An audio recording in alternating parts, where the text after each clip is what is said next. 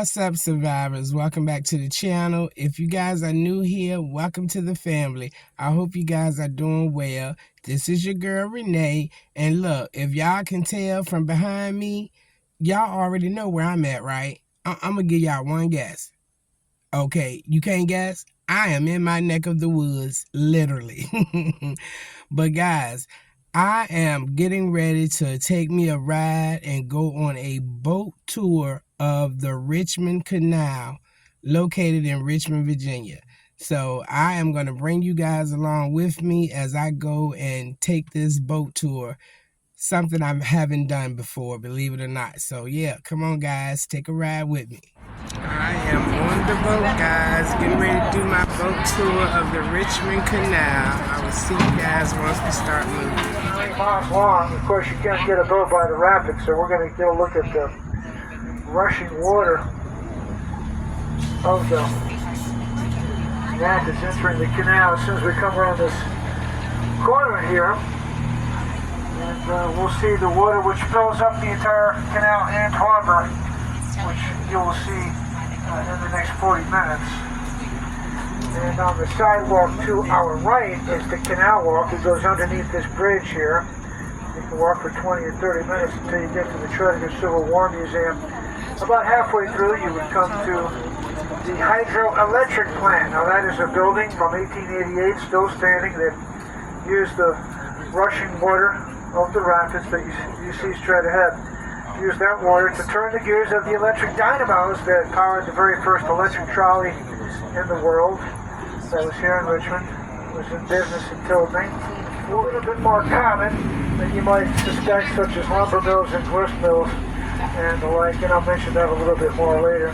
But that section is behind us. We're going to drive out to the original harbor of Richmond and see this entire section called the downtown section of the canal, and that very big. All this was excavated back in the 1800s. The idea for the canal came from George Washington. Train because the Union Army was 2 days away from Richmond, and he fled from a train station which stood at the top of these stairs to the right. The big red warehouse is today. Once stood the Richmond Danville train station, and that is where Jefferson Davis fled by train for Danville. Evacuation route for the civilian population fleeing the burning city. They fled south, which is to our right. This is a larger bridge. Just this section that crosses the canal, going right, going south, it crosses the James River, as well both sections of the James, which is bisected by Mayo Island. Mayo Bridge. It was the first bridge in the city from the 1790s. It was a pontoon bridge. Come out from underneath 74. The pillars of that interstate are down in the original harbor of Richmond. We'll be there in a matter of minutes. Underneath it are 2 railroad trellises that you see. Railroad trellises. First built in 1901, rebuilt in 1950, part of the triple crossing railway intersection, very rare. To our right, the 3rd railroad line at the ground level. We can see it when we get to the company. And we're sold to the railroads who began to build railroad lines and bridges on former canal property. And if you couldn't push the boat, you'd pull it with the aid of these pulling links that you see here. You tie a long rope to the front of the boat, run some distance ahead on the shore. Rope is rope through that ring. Return to the front of the boat, which the trains pass. We'll get a closer look at the flood wall in a few moments, but we're going to drive underneath the interstate now. These pillars have been here since 1974. We're going to stay left and direct our attention downstream toward the site of the original city of Richmond. We'll keep our eyes out for the wildlife. So far today, I've only seen turtles. Soon we'll see some turtles. The sun is going down as that happens. Some animals that live in this this area here. So let's take a brief detour.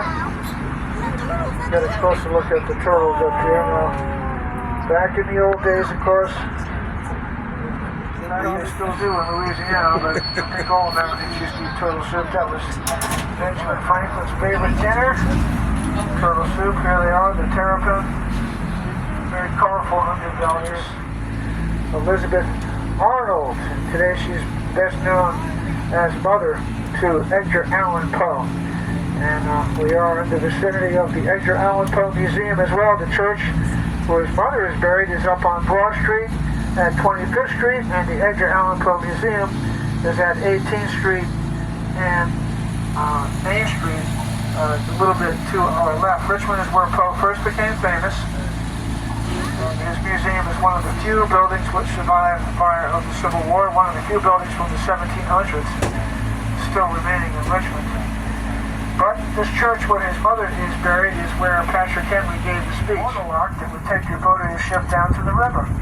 Waterlock is sometimes called a water elevator. And a water elevator is operated by the engineer that would fill it with water or drain the water from it. In this case, drain the water, lower you down, and you drive the ship or your boat.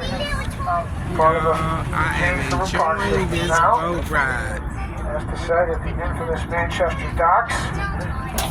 That was the old days site of the beginning of the Richmond slave trade. Today is the beginning of the Richmond slave terrestrial relics and remnants within the woods, including the dry dock, for example, on the island to our left. Get a look at downtown. We'll see if I can talk over the train. Not always possible, depending on how loud it is. LiQWYD, that was for use in the Spanish-American War. This is because the gyroscope has been perfected, therefore the torpedo has been perfected. She was a Richmond woman, an abolitionist, and she was so appalled by what she saw, she began to spy for the North. Now, this returns us to the Civil War, 2 days after the evacuation of the city. Part of it is still on fire. April 4, 1865, Abraham Lincoln is on the way. Now, then he came across with a big tree to our right overhanging the water. All automobile traffic would have seen is on Dock Street. Dock Street is where former slaves greeted the president, some white people too, especially poor white people of the Union end of the United States in Washington, D.C. Enormous tragedy. For the American people did not realize how much they appreciated Abraham Lincoln until after he was dead. Now to our right, at the sidewalk level, you see, in 1969, the first successful heart transplant was planned and eventually executed. Richmond, less than 1 million people I was talking about. Was I talking about Henry Brown? Well, let me do so. Huh? What's up, guys? We got a little situation over here in the boat. We may have to start rowing our way down this canal.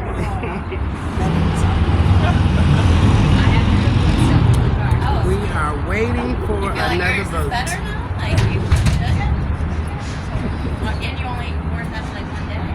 We got your boat going again, yay!